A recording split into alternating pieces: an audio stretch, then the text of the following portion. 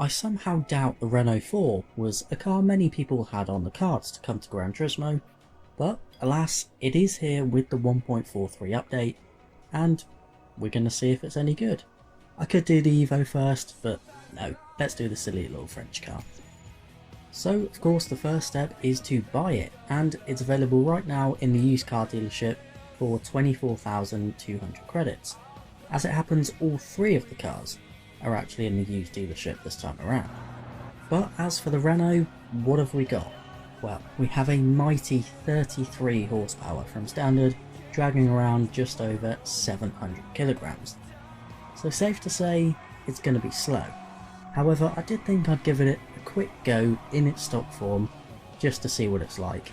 This new update did come with a new Sunday Cup event at Tsukuba, so I thought I'd take it there and see how it went. Predictably is the answer. It's very slow.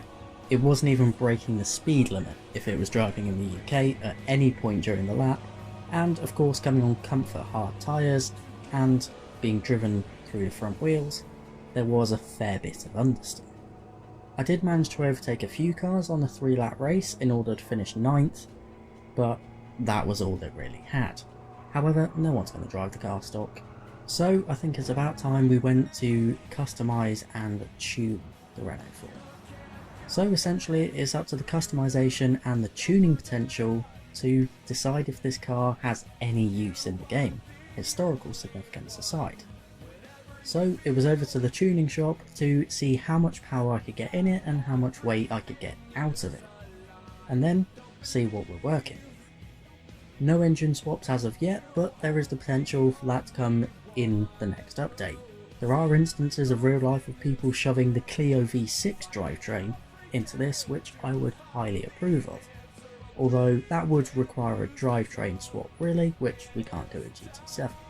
But wishful thinking aside, the end result was just over 120 horsepower and just over 600 kilograms. So not a lot of power, but there isn't much weight to shift. Now, time to see if we can get it looking the part. And in this regard, the Renault 4 really doesn't disappoint.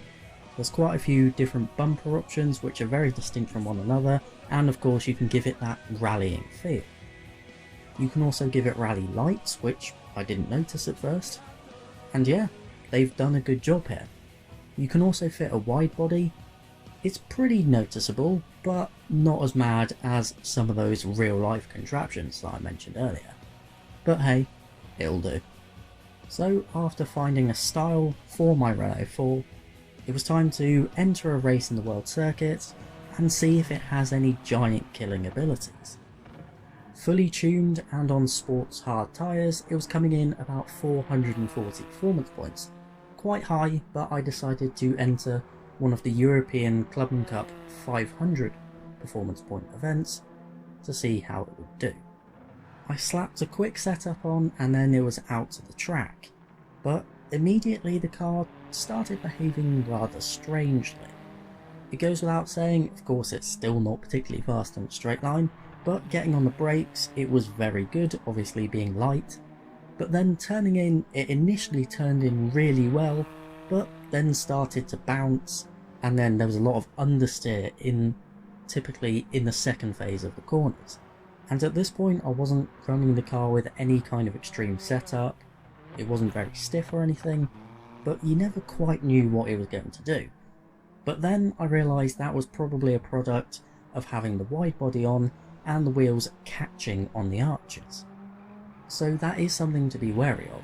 I had to back out and go to the tuning menu and remedy that, and with the run you're seeing now when the car is behaving much better, I was running the car fairly high and quite stiff as well. I didn't fiddle with the setup for too long, but I did get something to work. You just, again, have to be especially wary of your ride height and the stiffness of the car to make sure it's not going to be catching the arches and quite severely affecting the handling.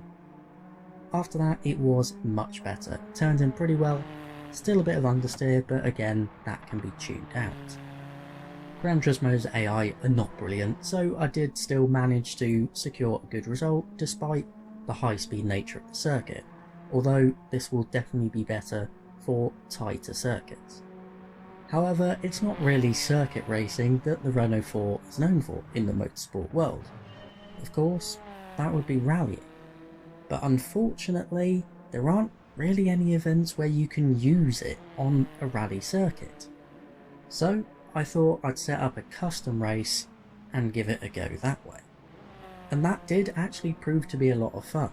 Again, after quickly applying a setup that I thought would work decently, I took on my mostly much more powerful opponents that had been selected randomly for me, and here the Renault was a bit better. It's nothing groundbreaking, and I think that sums this car up in general, but you can definitely have some fun with it. There was something very Gran Turismo about getting bullied by a Dodge Charger on a rally stage in the little Renault 4. And yeah, that is the general theme of this car in this update. It's a weird choice, and it's not the best thing out there. Many people aren't going to care at all, but if you put the time in, do a bit of tuning and dedicate yourself to it a bit, maybe the rewards will come. And at the end of the day, for just 24,000 credits, you haven't really got much to lose. Thanks for watching.